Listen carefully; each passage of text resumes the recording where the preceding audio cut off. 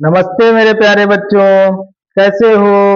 हम आपके लिए लेकर आ गए विज्ञान में अति महत्वपूर्ण टॉपिक, जिसमें हम इसमें पढ़ने वाले हैं गोली दर्पण द्वारा बनने वाले प्रतिबिंब के नियम क्या होते हैं। हम इसको चार नियम के अनुसार समझेंगे। इसके कितने नियम होते हैं? चार नियम होते हैं। पहला अगर हम देखें कि अगर हमारी जो किरण है वो फोकस से होकर के जा रही है या समांतर मुख्य अक्ष के समांतर जा रही है या वक्रता केंद्र से जा रही है, या तो हम कहें कि अगर वो ध्रुव पर टकराएगी तो उसका क्या बिहेव होगा। तो आइए समझते हैं। पहले हम बना लेते हैं दर्पण क्या होते हैं। पहले लिखते हैं गोलीय दर्पण द्वारा बनने वाले प्रतिबिंब के नियम। क्या लिखोगे?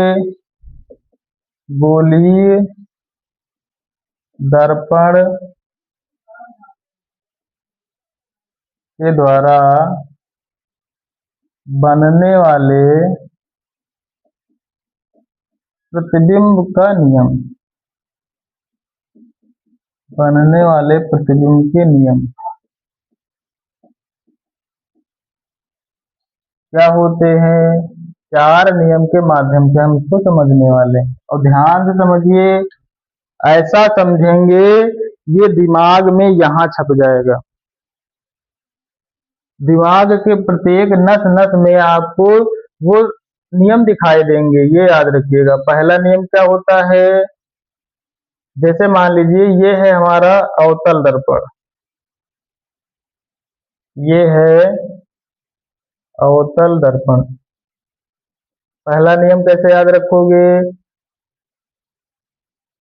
ये अवतल दर्पण के बीच वाला जो बिंदु होता है जहां से मुख्य अक्ष की रेखा जाती है, कौन सी रेखा है?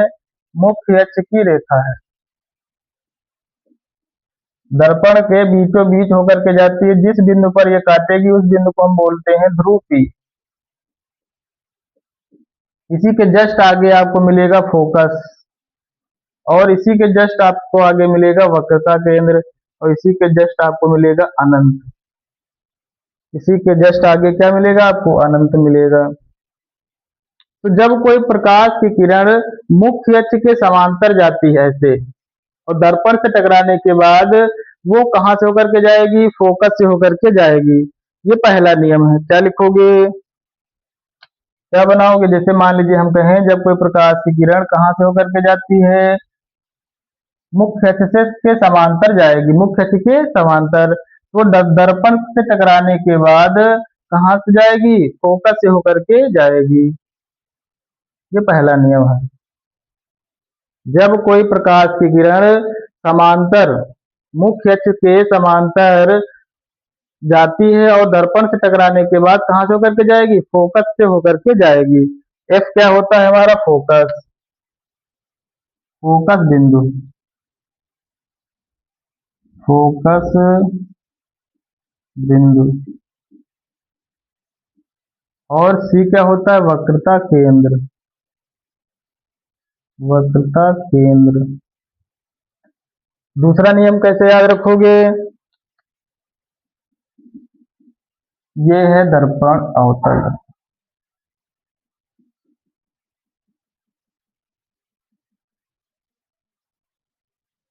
ये मुख्य अक्ष के मुख्य अक्ष रेखा है।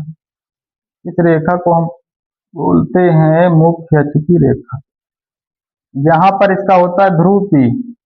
यहाँ पर इसके आगे आएंगे तो फोकस मिलेगा, फिर वक्रता केंद्र, फिर अनंत। तो दूसरा नियम कैसे याद रखोगे? जब प्रकाश की किरण फोकस से होकर के जाएगी, फोकस से होकर के गुजरेगी यहाँ से। जब कोई प्रकाश की किरण कहां से होकर के जाती है? फोकस से होकर के जाएगी, तो दर्पण से टकराने के बाद वह मुख्य अक्ष के समांतर हो जाएगी। दर्पण से टकराने के बाद कहां से जाएगी? मुख्य अक्ष के समांतर से होकर के जाएगी। दूसरा नियम आपको याद रखना है। कैसे? जब कोई प्रकाश की किरण कहां से होकर के जा रही है? फोकस से होकर के जाती है, और दर्पण से टकराने के बाद वो कहां कहां से वापस जाएगी? मुख्य अक्ष के समांतर। देखो ये मुख्य अक्ष है और इसी के समांतर ये रेखा जा रही है। उसके बाद तीसरा नियम क्या कहेगा? तीसरा नियम आपको याद रखना है। जैसे ये मान लीजिए एक दर्पण बना दिए, अवतल दर्पण।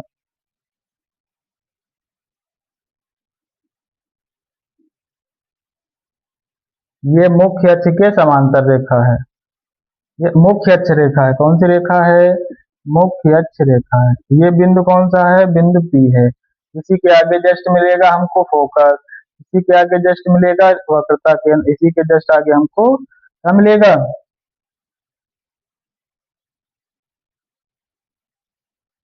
अनंत। तो तीसरा नियम क्या याद रखोगे?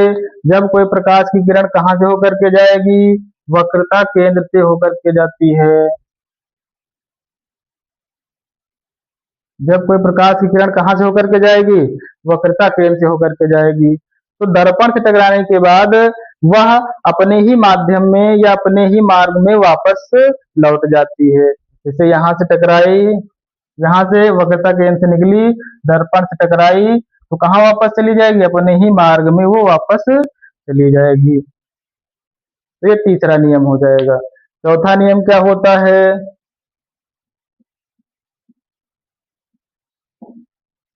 तीसरा नियम है ये। चौथा नियम क्या होता है? ये है दर्पण।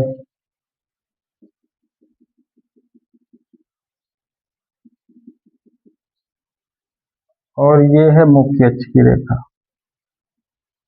मुख्य अक्ष, ये कौन सा पॉइंट है? ध्रुव। ये यहाँ पर क्या मिलेगा? फोकस। यहाँ पर क्या मिलेगा? वक्रता केंद्र। इसके आगे क्या मिलेगा? अनंत।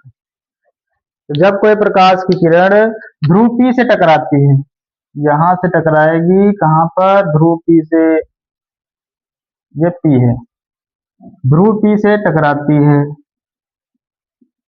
तो टकराने के बाद वो क्या हो जाती है? परावर्तित हो जाती है।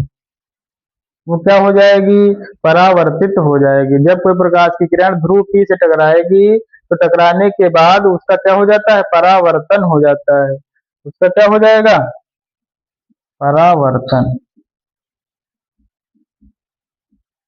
तो ये चारों नियम आपको बेटा याद रखने हैं। क्या याद रखोगे? पहला नियम, जब कोई प्रकाश की किरण, जब कोई प्रकाश की किरण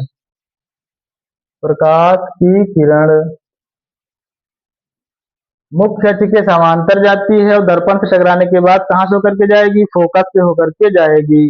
दूसरा नियम क्या याद रखना है? जब कोई प्रकाश की किरण फोकस से होकर के जाती है, दर्पण से टकराने के बाद मुख्य अक्ष के समांतर निकल जाएगी। तीसरा नियम क्या याद रखना है? जब कोई प्रकाश की किरण वक्रता केंद्र से होकर के जाती है, तो दर्पण से टकराने के बाद वो अपने ही मार्ग में वापस चली जाएगी, वक्रता केंद्र से ही होकर के निकल जाएगी। चौथा नियम क्या याद रखना है? जब कोई प्रकाश की किरण ध्रुव P से टकराती है, तो उसका क्या हो जाता है? परावर्तन हो जाता है। तो ये चारों नियम आपको याद रखने हैं। और कुछ हम पॉइंट बता दे रहे हैं, जो बिंदु हैं आपको याद रखने हैं। जैसे हम कहें कि जो अवतल दर्पण है,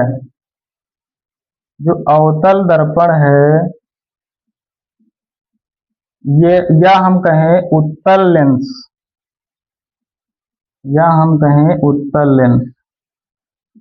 ये दोनों दर्पण होते हैं अभिसारी। ये क्या होंगे? अभिसारी।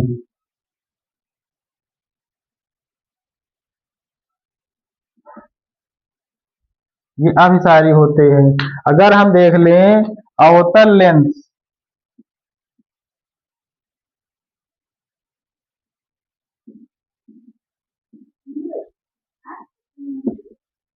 अवतल लेंस देख लें या उत्तल दर्पण देख लें,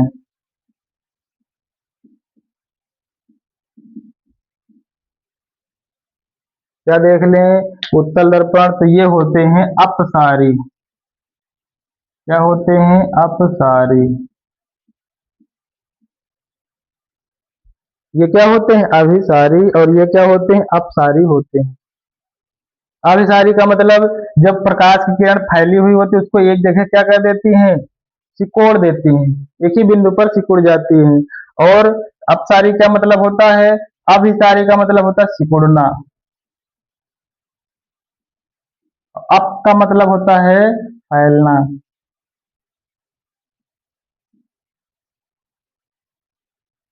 अभिसरित कर देंगी, सारी किरणें क्या हो जाएंगी, आपस में आकर के क्या हो जाएंगी, अभिसरित हो जाती है,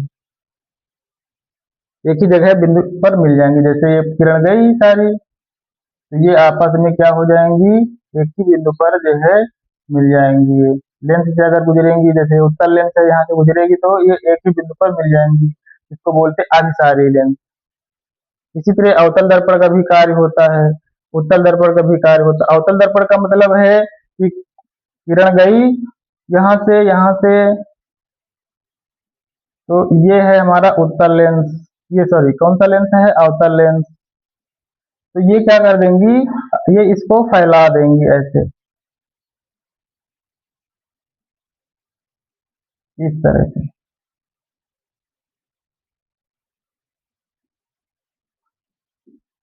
तो फैलना क्या होता है, अपसारी होती है। तो अभिसारी अपसारी में अंतर आपको समझ में आ गया होगा। कौन कौन से होते हैं, अवतल दर्पण, उत्तल लेंस अभिसारी होते हैं, अवतल लेंस और उत्तल दर्पण क्या होते हैं, अपसारी होते हैं, ये याद रखिएगा। तो उम्मीद है आपको ये टॉपिक समझ में आ गया होगा।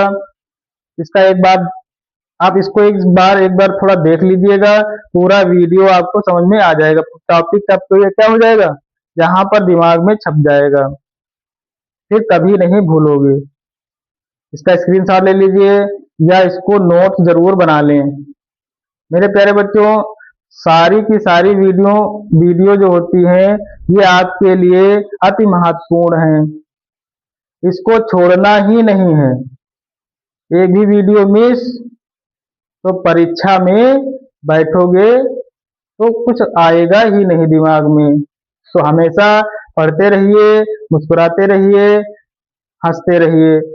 जय हिंद, जय भारत, नमस्ते बेटा।